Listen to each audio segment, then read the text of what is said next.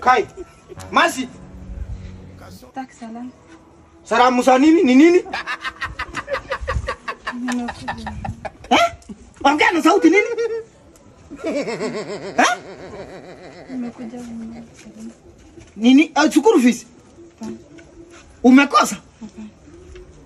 Ni mmemaliza mtihani? Hatujani. Okay, ni nini basi? Kila kitu hapana. Ni mtihani? Hapana.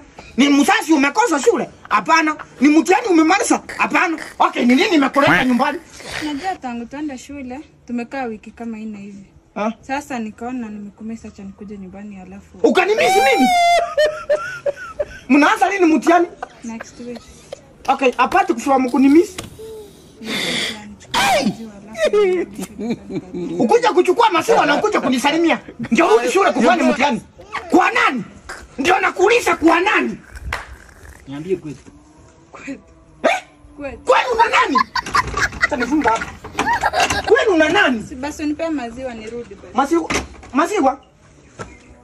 Niache kuuza maziwa kwa barabara ni kutengenezea school fees, nikupea ukunywe. Lakini si basa. Kile. Ukiendelea kuongea utapata vitani nimeingiza kwa mabuga yako.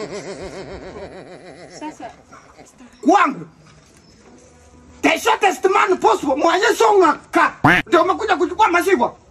Badala ukae shuleni ungoje mtihani kama watoto wengine. Hatusomi mtihani itajiandika. Okay. KCSE itajiandika. Nimekuja maziwa na nimekumisi. Sisi hatumisingi kwa penzi wetu. Umemisi baba yako. The shortest man possible mwenye songa ka. Nipe basi pesa ni. Pesa ya nani? Pesa ya nini? Si nilikupea wakati mane tubibiti zimeisha. Nipe 250 dad uweze tumia. Tubibiti nilikwambia kila siku utumie shilingi moja. Sorry baba ni ngapi? Tani baba. Wameosongeza. Ile ya 5 haiko. Kama iko tafuta kitu ya shilingi moja. Sasa tufanye hivi. Mama yako hayuko. Nilimfukuza. Wacha kwa moja hadi shuleni. Tangulisha fikario.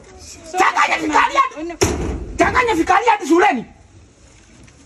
Hii setani ilichinjani shuleni.